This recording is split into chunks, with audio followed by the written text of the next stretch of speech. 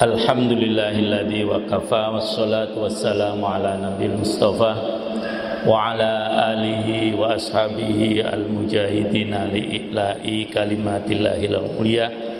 Asyhadu an la ilaha illallah wahdahu la syarikalah wa asyhadu anna sayyidana Muhammadan abduhu wa rasuluh.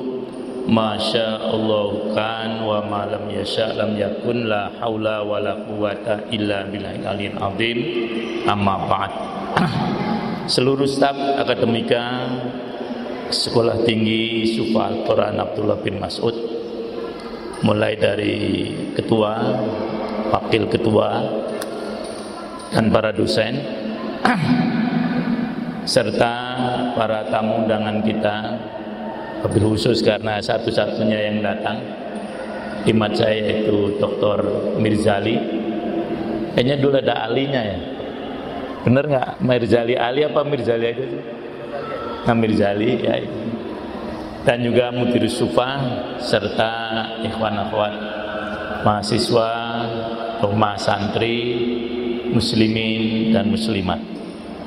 Hari ini kita melaksanakan kegiatan yang sangat penting bagi perguruan tinggi, yaitu Stadium Jeneral. What the mean Stadium Jeneral? Mahua Stadium Jeneral. Ini perlu tahu dulu ya.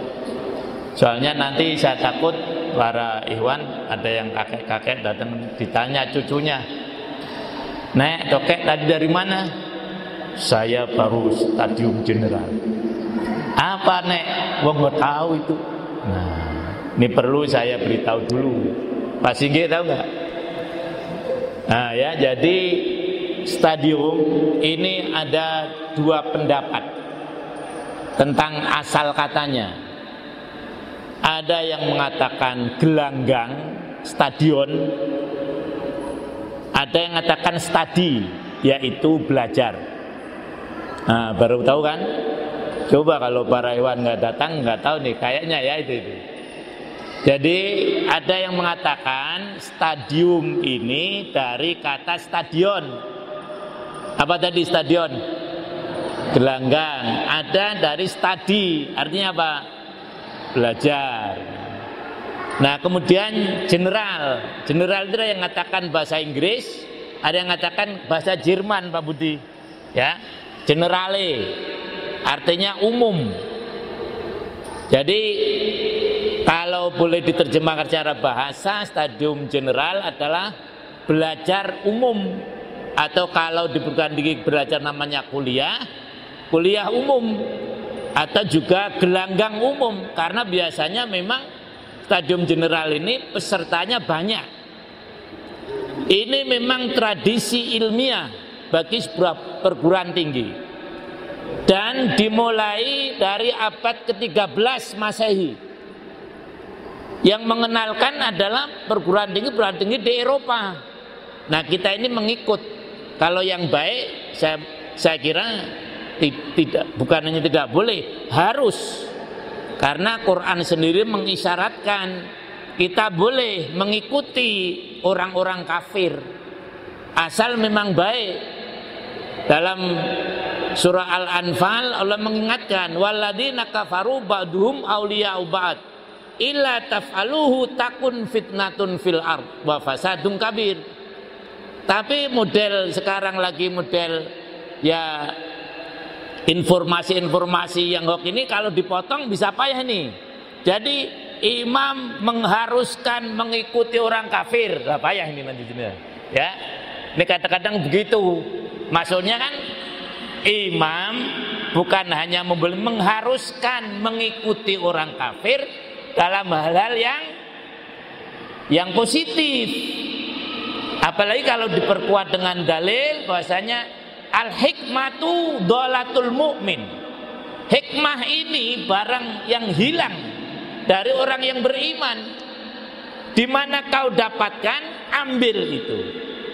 Jadi stadium general ini mengikuti universitas-universitas di Eropa mulai abad berapa tadi? Abad ke-13. Dan kalau Eropa memang pada abad itu identik non muslim. Ini para ikhwan semuanya dan akhwat. Dan di beberapa perguruan tinggi ini dijadikan SKS. Pak Lili, ini jadikan SKS di perguruan tinggi. Nah ya, jadi mungkin apa diberi SKS 2 atau 3 bahkan, tapi memang hitungannya 5 sampai 6 stadium general. Sehingga nanti ada tambahan nilai bagi yang ikut ini. Karena para ikhwan semuanya ini sudah dianggap mahasiswa. Ini kuliah perdana, kuliah pertama. Dan memang kuliah itu tanda buktinya adalah nilai. Kita kadang-kadang suka agak alergi. Memang kita sekolah untuk nyari nilai. Betul, nyari nilai. Bukti dari kita punya ilmu, diberi nilai. Allah saja memberikan nilai, menghargai orang yang memang mencapai hasil. Kadang-kadang kita ini kebolak-balik karena budaya kita sudah mulai kebalik juga. Memang sekolah untuk cari ijazah kayak orang kafir saja. Loh, ijazah pertama itu justru orang Islam yang mengenalkan. Mulai itu dari ilmu hadis. Jadi jangan pernah para ikhwan meriwayatkan satu hadis dipercaya kalau tidak ada ijazah. Ini yang harus dipahami. Sekarang ini kebolak-balik. Termasuk nanti perguruan tinggi yang akan saya uraikan. Itu dari tradisi umat Islam. Jadi begitulah para ikhwan semuanya ya. Ini sebagai mukaddimah dan ini satu kegiatan yang memang harus dilakukan oleh sebuah perguruan tinggi sebelum mereka melakukan perkuliahan secara terprogram. Ini program pertama. Oleh karena itu stadium general bisa dikatakan kuliah umum tapi juga kuliah perdana. Jadi sekali lagi ini sudah dapat nilai nih, maka absen harus ada. Ada absen belum? Belum ya. Nah ini yang ini sebagai penggembira, dinilai oleh Allah lebih dapat pahala, kan begitu. Walaupun ada belum nilai resmi. Nah para ikhwan, memang perguruan tinggi, universitas ini sangat penting. Beberapa tahun yang lalu saya menyampaikan pendidikan wajib di dalam jamaah. Kalau negara Republik Indonesia wajib belajar berapa tahun?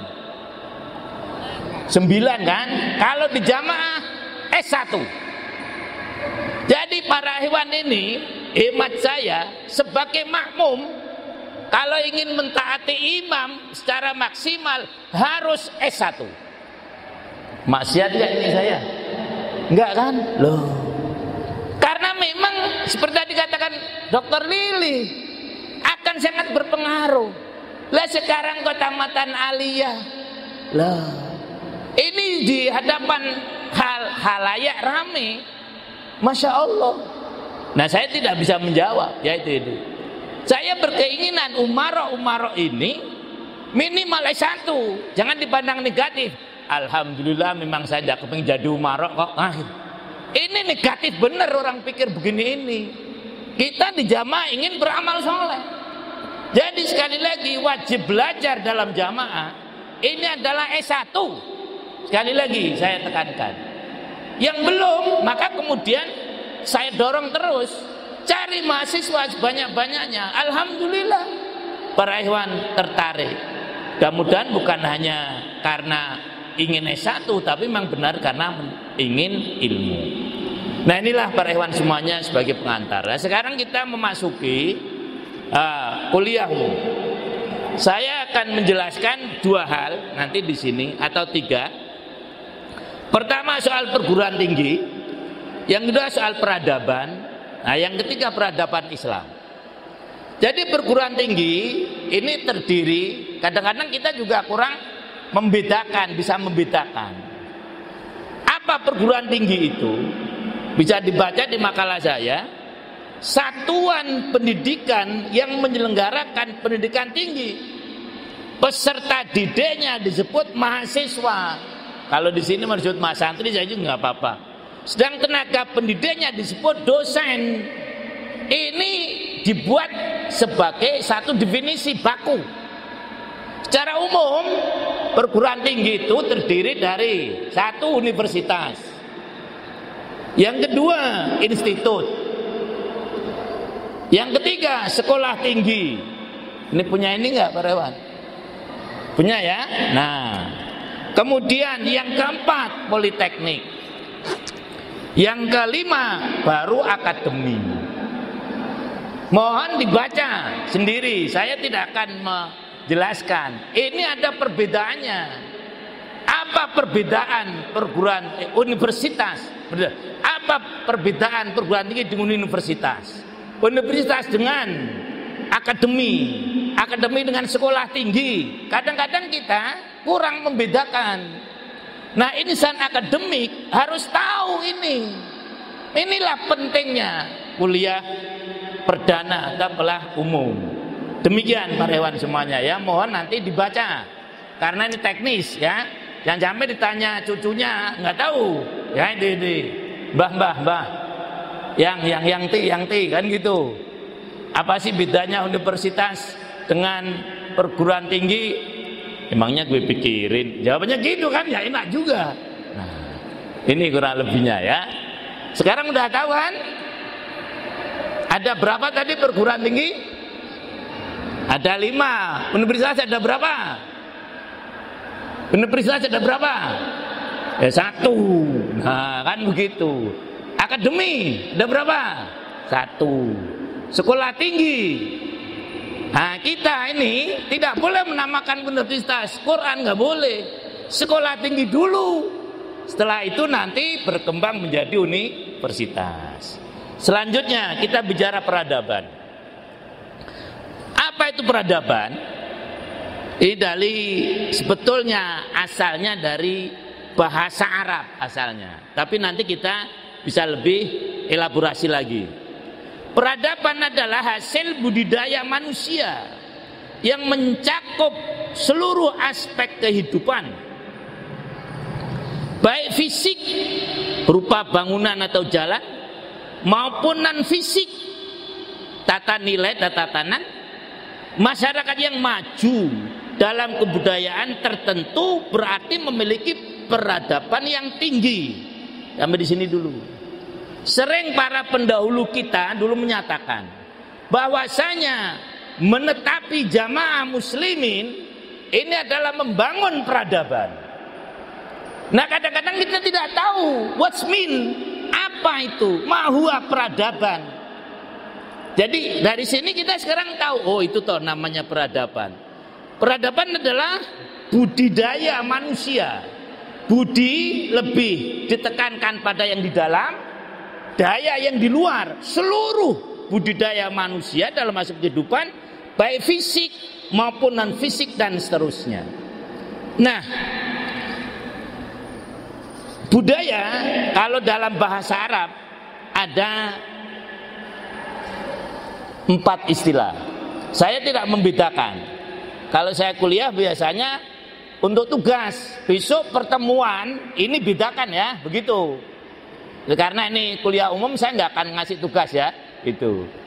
Mal farqu baina hadoroh, 1. Kemudian sakofah, kemudian tamadun. Ini ya. Inilah pentingnya kuliah. Jadi peradaban itu dalam bahasa Arab dari 3 kata, yaitu hadoroh, halaman 4 kalau mau nyari halaman 4 atas ya. Kemudian sakofah, wabadu tamadun, wa fi hadil kalimah hunaka furqah muayyana, ada perbedaan tertentu tapi tidak saya jelaskan. Dalam bahasa Belanda peradaban disebut dengan beschaving. Dalam bahasa Inggris disebut dengan civilization. Dalam bahasa Jerman disebut civilization, yang asal katanya adalah civilization. Dalam bahasa Latin civilis, apa? Jangan sepilis loh. Kalau sepilis jadi penyakit ya ini. Civilis yang berarti sipil, yang berhubungan dengan sivik penduduk atau sivitas kota. Secara bahasa peradaban atau civilization adalah penduduk yang memiliki kemajuan yang lebih baik. Masyarakat yang memiliki kebudayaan tersebut pasti memiliki peradaban yang tinggi. Ciri tulisan ilmiah itu kutipan. Loh, kalau para hewan nggak, saya misalnya mau mengajukan disertasi atau skripsi atau tesis tanpa kutipan, rasanya gimana? Terima apa ditolak? Tidak akan diterima. Memang ilmu itu adalah hanya mentransfer. Maka di dalam Muqaddimah buku Paham Kata Sebut Modern, ketika beliau dikritik, ala Hamka itu bisanya ngutip-ngutip saja. Loh, ilmu itu mengutip. Loh. Jadi sebetulnya kalau saya katakan bukan penulis yang baik, tapi pengutip yang baik, pembaca yang baik. Nah, jadi biasanya ciri tulisan ilmiah itu semacam itu, tapi harus sportif. Jangan tulisan orang lain dianggap sendiri ya. Ini saya lama loh ini ya, sampai duhur. Kuat nggak kira-kira? Kuat ya, insya Allah ya. Nah, lama nih saya, walaupun saya mohon maaf sakit-sakit nggak apa-apa ya itu. Nah, gimana Amir Majelis, boleh nggak sampai duhur? Sudah dapat konsumsi kan? Nah itu yang penting ya. Nah kita lanjut ya. Nah pertama ini memang, tetapi kalau ngutip itu bisa dipertanggungjawabkan. Jangan ngutip kebudayaan dari anak alumni SKBM, nggak bisa. Loh, kalau masalah tafsir boleh. Nah, jadi orang yang memang punya otoritas, siapa? Arnold Toynbee. Ini semua mengakui beliau ahli sejarah. Dalam bukunya The Disintegration of Civilization, peradaban adalah kebudayaan yang telah mencapai taraf perkembangan teknologi yang sudah tinggi. Jadi kalau belum tinggi, belum peradaban. Pengertian lain menyebutkan peradaban adalah seluruh hasil budidaya manusia, seperti yang sudah saya sebutkan tadi. Nah, ini antropolog, semua yang belajar sosiologi atau antropologi mesti kenal dengan Bapak Profesor Dr. Kuncoro Ningrat ini. Kalau misalnya ditanya, kamu udah ngambil sosiologi atau mengambil antropologi? Sudah. Pernah dengar Kuncoro Ningrat nggak? Belum. Nggak akan percaya. Nah, jadi semacam itu, sama seperti gini. Kamu udah pernah belajar nahwu? Ya. Nah, ngerti jurumiyah? Ngerti ya, bisa dipercaya. Kurang lebih kan gitu kan? Nah, jadi kalau ini kita belajar antropologi, tapi tidak ngerti Kuncoro Ningrat, tidak dianggap. Karena pakar antropologi Indonesia yang diakui. Kalau misalnya ini, ya Saullah Mansur mengatakan, alah nggak dianggap itu. Ya, jadi belum mengatakan peradaban adalah bagian yang halus dan indah seperti seni. Masyarakat telah maju, yang telah maju dalam kebudayaan tertentu berarti memiliki peradaban. Jadi peradaban, ini cara membaca. Kalau nanti Pak Rehan menulis, peradaban itu identik dengan kemajuan. Nggak ada peradaban yang rendah, nggak ada. Misalnya sekarang nih, peradaban Indonesia seluruh rakyatnya memakai bakia. Nah, bakia tahu bakia? Nah, sendal itu bukan, tapi kalau seluruh penduduknya sekarang memakai sendal bermesin, lah berarti maju tuh. Misalnya semacam itu ya. Ini, ya inilah istilah peradaban dipakai untuk menunjukkan pendapat dan penilaian terhadap perkembangan kebudayaan. Pada waktu budaya mencapai puncaknya, unsur budaya bersifat halus. Nih, perhatikan nih. Indah, tinggi, sopan dan luhur. Masyarakat pemilik budaya dikatakan memiliki peradaban tinggi. Nah, sekarang ciri-ciri peradaban. Ciri-ciri peradaban secara umum nih, ya. Satu, pembangunan kota baru dengan tata ruang yang baik dan indah. Satu. Jadi seperti ini nih. Ini berarti hasil peradaban. Peradaban ikhwan-ikhwan jamaah. Tapi kalau masjid gubuk reot, bukan peradaban. Ini kita bicara ilmiah ya. Walaupun bisa sholat di tempat itu. Zaman Rasulullah itu tidak bisa dibandingkan dengan sekarang. Ketika beliau sudah mulai punya bangunan yang terdiri dari pelepah kurma, kemudian juga dari kayu-kayu, itulah peradaban tinggi masa itu, di mana orang Indonesia saat itu mungkin masih telanjang. Tapi Rasulullah sudah memperkenalkan kebersihan, pakaian dan seterusnya. Itu peradaban, ya, tinggi.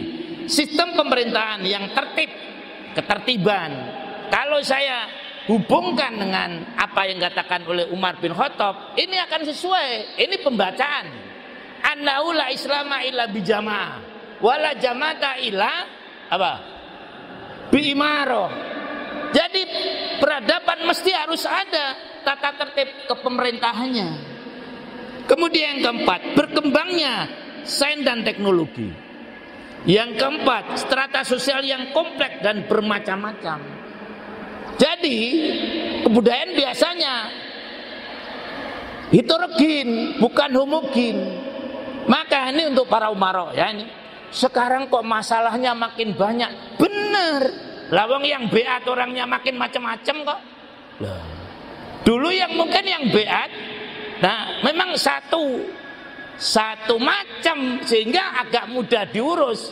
Sekarang mohon maaf, orang NU ada yang beat, orang Muhammadiyah beat, orang LDII beat. Nah, yang S3 beat, yang S-Cendol beat, banyak semua. Ya itu ini.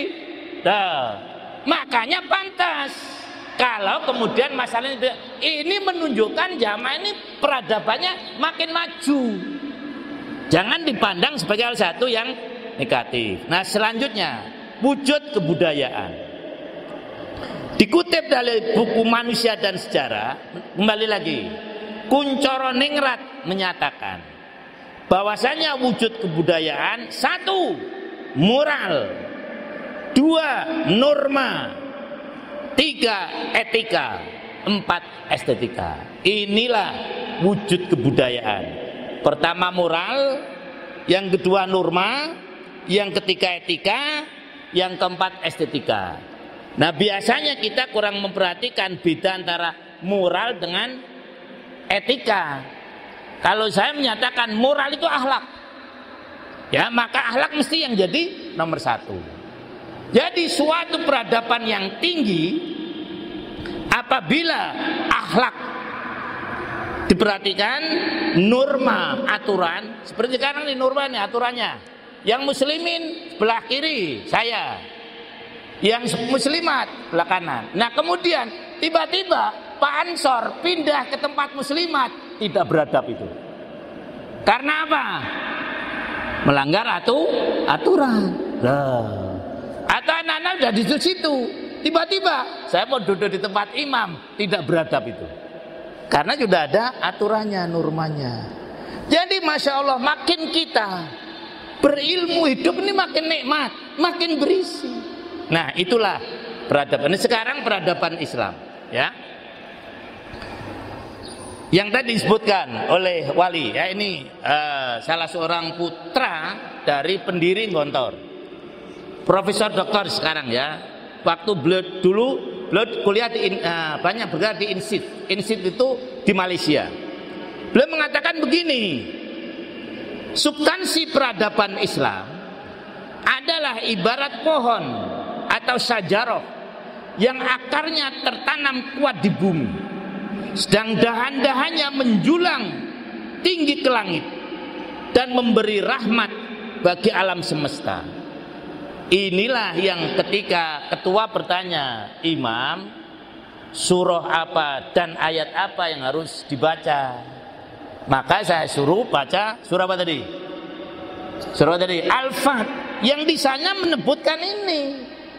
Kazar'in akhroja syat'ahu fa'azarahu fastaghlado fastawa ala suqihi yu'jibu zurra liyaghiza bihimul kufar.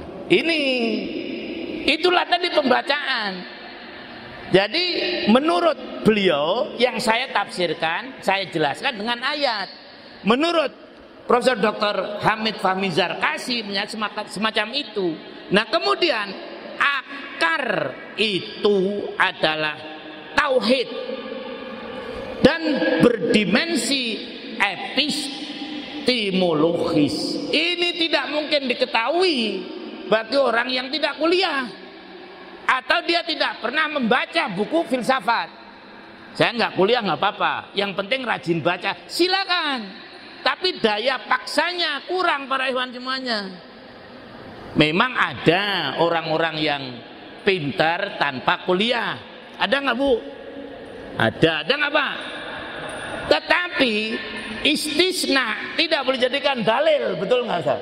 Nah, yang tidak kuliah pintar ada, tapi 1, 2 mungkin tidak sampai 10. Siapa contohnya Indonesia yang tidak pintar tapi tidak kuliah? Hamka. Tetapi dia pembacanya lebih dari kita yang kuliah.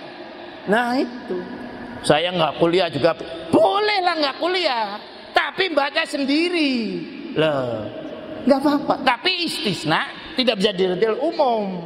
Sama seperti seorang profesor kan, dia kesana kemari bawa payung karena memang biasanya itu hujan, biasanya hujan. Nah ini tengah-tengah begini tidak ada apa-apa, tidak apa payung, ada probabilitas, kemungkinan. Itu filsafat juga.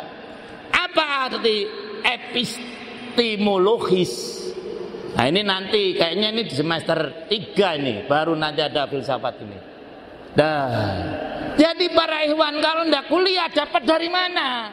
Ini ya, bukan saya mengecilkan yang lain ya, tapi Mas Mirzali realita kan? Loh itu. Apa coba epistemologi? Siapa tahu? Kalau tahu tak kasih. Uang ini memang sengaja saya taruh ini hadiah nih. Ini nanti hadiah ketika saya selesai kuliah. Saya menyampaikan ini bisa jawab. Ini gambar yang paling saya cintai. Akan saya lepas untuk yang bisa. Loh, ya ini maka simak sampai terakhir. Yang ngantuk-ngantuk sulit dapat hadiah ini. Ini saya dapat kalau nggak dari Turki. Setiap kali saya melihat ini teringat dengan Masjidil Aqsa. Akan saya lepas untuk peserta ini. Buku ini pun juga begitu ya. Ini hadiah, alhamdulillah. Jadi mahasiswa baru tidak usah bayar karena memang hadiah dari SKBM. Kenapa harus diberi hadiah? Wujud tanda cinta. Hadis jelas. Tahadu tahabu. Salinglah memberi hadiah untuk memupuk rasa cinta. Maka nih Mas Widi, nanti jangan ditagih nih tuh. Kalau nagih Pak Ketua aja. Ya itu. Nah ini hadiah ya itu. Nah jadi kembali tadi, epistemologi ini hanya bisa diketahui oleh yang membaca buku filsafat atau yang belajar filsafat dan seterusnya. Kemudian berkembang menjadi tradisi pemahaman terhadap Al-Quran sehingga lahir intelektual Islam. Dari tradisi ini terbentuk komunitas hingga melahirkan konsep keilmuan, disiplin keilmuan. Dari sini lahir sistem sosial, politik, ekonomi, kebudayaan Islam dan Sunnah dan seterusnya. Jadi budaya Islam, peradaban Islam itu dasarnya adalah tauhid. Makin kuat tauhid, makin kuat peradaban Islam. Tapi kalau tauhidnya tidak kuat, maka akan lemah itu budaya Islam. Dan seterusnya, dan seterusnya.